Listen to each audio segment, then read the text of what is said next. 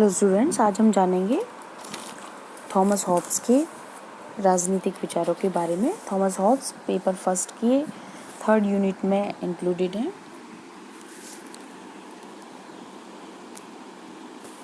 Thomas Hobbes England के प्रमुख सामाजिक समझौता सिद्धांतवादी विचारक थे। इनका टाइम था 1588 से 1679। इनकी प्रमुख रचना थी लेवाइथन। इन्होंने बुक्स तो काफ़ी और भी लिखी थी, पर सबसे ज़्यादा प्रसिद्ध रचना थी लेवाइथन, जो इन्होंने 1651 में लिखी। इनको इनके सामाजिक समझौते के सिद्धांत के लिए जाना जाता है। इनकी प्रसिद्धि का आधार ये था। इनको निरंकुशतावादी इनके विचारों के लिए भी जाना जाता है। राजनीति विज्ञान में वैज्ञानिकता और तार्किकता के समावेश के लिए भी जाना जाता है, और प्राकृतिक कानून के संबंधी विचारों के लिए भी जाना जाता है। अध्ययन पद्धति इनकी वैज्ञानिक भौतिकवाद रही। वैज्ञानिक इसलिए क्योंकि उन्होंने वैज्ञानिक तरीके से अपने विचारों का प्रतिपादन किया, क्रमबद्ध तरीके से, व्यवस्थित तरीके से, और निष्कर्ष निकालने की पद्धति भी वैज्ञानिक थी। भौतिकवाद इसलिए क्योंकि उन्होंने ईश्वर या पारलौकिकता या धार्मिकता के बजाय व्यक्ति पर ध्यान केंद्रित किया, सांसारिकता पर, भौतिकता पर ध्यान केंद्रित किया और अपने राजनीतिक विचार दिए। आज हम हॉब्स के सामाजिक समझौता सिद्धांतवादी विचारों को देखने जा रहे हैं। सामाजिक समझौता सिद्धांत राज्य की उत्पत्ति का एक प्रमुख सिद्धांत है, जिसके प्रमुख प्रतिपादकों में हम हॉब्स, लॉक और रूसो का नाम लेते हैं। लॉक और रूसो को हम बाद में पढ़ेंगे। हॉब्स ने राज्य की उत्पत्ति को या राज्य के उदय को एक समझौते से होना बताया है कि मनुष्य ने एक समझौता किया, व्यक्तियों ने एक समझौता किया और राज्य का उदय हुआ। ये किसी ईश्वरकृत नहीं है, ना ही कि विकास का परिणाम है, ना ही किसी और घटना का परिणाम है, बल्कि ये एक समझौते का परिणाम है जिसे व्यक्तियों ने किया है अपनी सुविधा के लिए।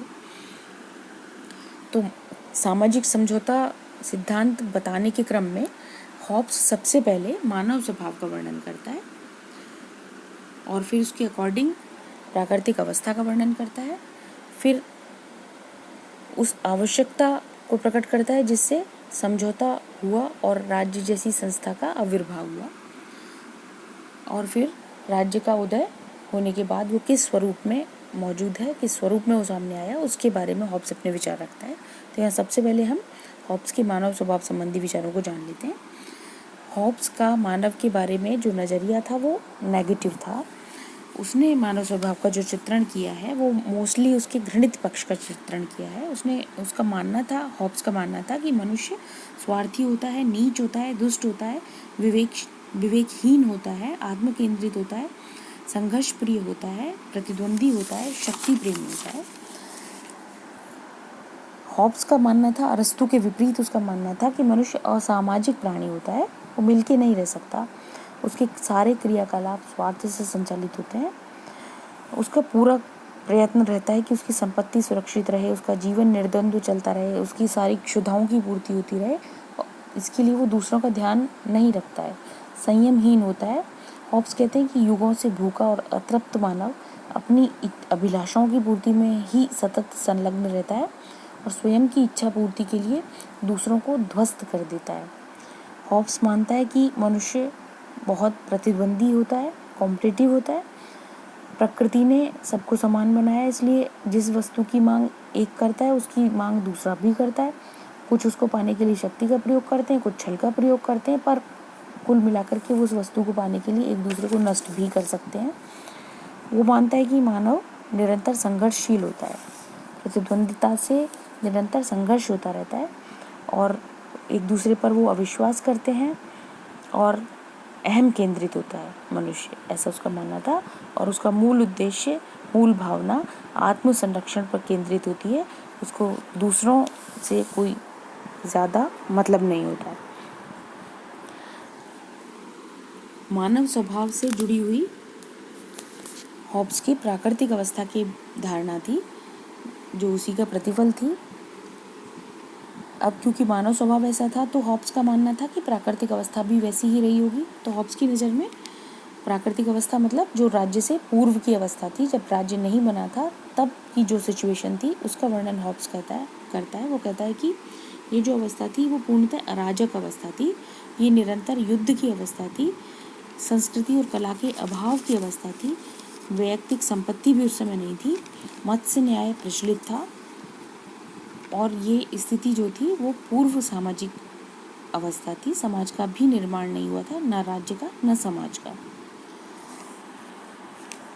हॉब्स प्राकृतिक अवस्था के बारे में अपने विचार देते हैं। वो कहते हैं कि राज्य के पूर्व की जो अवस्था थी वो पूरी तरह से अराजक थी। मनुष्य के आसुरी स्वभाव की वजह से यह जीवन पूरी तरह से अव्यवस्थित और भयंकर था। हिंसा की प्रधानता थी। ये निरंतर युद्ध की अवस्था थी, ऐसा युद्ध जो प्रत्येक की ओर से प्रत्येक के विरुद्ध होता है। इस समय किसी उद्योग, संस्कृति, भवन निर्माण कला या यातायात, ज्ञान और समाज का अस्तित्व नहीं था। इस समय का मानव जीवन बहुत एकाकी, दीन, अपवित्र था। कोई किसी का मित्र या अभिभावक नहीं था। सब एक दूसरे के विरुद्ध थे, एक दूसरे के भक्षक थे।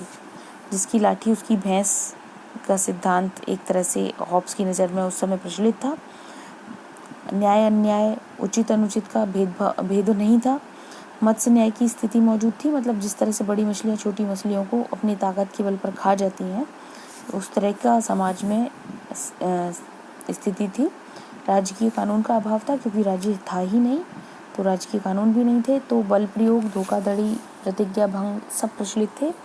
हमेशा आक्रमण का भय सबको सताता रहता था। वैयक्तिक संपत्ति का अभाव था। निरंतर हत्या और संघर्ष के वातावरण में वैसे भी वैयक्तिक संपत्ति की कल्पना नहीं की जा सकती और लोग शक्ति के बल पर ही वस्तुओं पर अधिकार करते थे। शक्ति ज़्यादा होने पर वो दूसरों की वस्तुएं छीन लेते थे।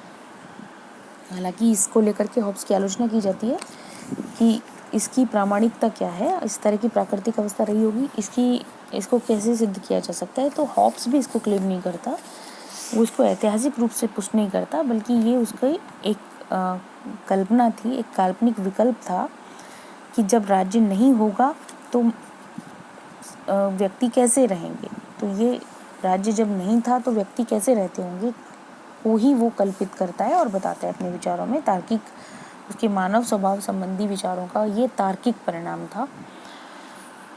एक और बात वो प्राकृतिक अवस्था में करता है, और वो कहता है, हालांकि प्राकृतिक अधिकारों के सिद्धांत के लिए हम लॉक को बाद में पढ़ेंगे, वो ज़्यादा प्रसिद्ध है प्राकृतिक अधिकारों के सिद्धांत के लिए, पर हॉब्स भी बात करता है कि उस समय एक प्राकृतिक अधिकार, एकमात्र प्राकृतिक अधिकार प्रचलित था, वो था टाइगर्स राइट, जिसको और विद्वानों ने संज्ञा दी है कि व्यक्ति कुछ भी करता था, पूरी तरह से स्वतंत्र था। जिस प्रकार से शेर को अपना शिकार करने की स्वतंत्रता होती है, उसी तरह से मनुष्य को भी कुछ भी कर सकने की, इवन हिंसा और हत्या कर सकने तक की भी खुली छूट थी। ये उसका अधिकार उस समय प्रचलित था प्राकृतिक अवस्था में। पर अपनी बुद्धि से मनुष्य ने कुछ ऐसे नियम भी सोच लिए थे जिससे वो उस समय भी कुछ हद तक शांति से रह सकता था, यदि वो उनका पालन करे तो हॉब्स ने इस तरह से बहुत सारे कुछ प्राकृतिक नियम गिनाए, जिसका सार, जिसको कुल मिलाकर के ये कहा जा सकता है कि दूसरों के साथ तुम वैसा ही करो जैसा अपने लिए उनसे चाहते हो।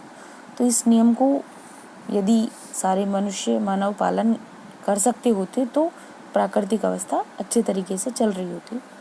ये उसकी प्राकृतिक कानून, उसने 19 कुल मिलाकर के नियम गिनाए थे, जिसका सार हमने अभी बताया। तो वो यही थे कि शांति के लिए यथासंभव प्रयास किया जाए, अपने प्राकृतिक अधिकार को उस सीमा तक त्यागने के लिए प्रस्तुत रहा जाए जिस सीमा तक दूसरे भी प्रस्तुत हों, समझौते का पालन करना चाहिए, वगैरह वगैरह। ये कुछ प्राकृतिक नियम हॉब्स ने गिनाए थे जो प्राकृतिक अवस्था में प्रचलित थे। तो इस तरह की प्राकृतिक अवस्था की कल्पना हॉब्स करता है, और फिर उसके पश्चात इस तरह की सिचुएशन हॉब्स बताता है, कल्पना करता है कि क्योंकि प्राकृतिक अवस्था ऐसी थी पूरी तरह से युद्ध की, संघर्ष की, कि जिसमें मनुष्य बहुत ज़्यादा दिनों तक शांति से नहीं रह सकता था, बहुत ज़्यादा दिनों तक उस अवस्था में नहीं रह सकता था। तो उसको आवश्यकता महसूस हुई कि इसे परिवर्तित किया जाए और शांति स्थापना का कुछ प्रयास किया जाए, कुछ अनुशासन का प्रयास किया जाए। और उसने फिर कुछ प्रयास किए, संगठन बनाया, समझौता किया और राज्य का बाद में युद्ध हुआ, जिसको हम आगे देखेंगे।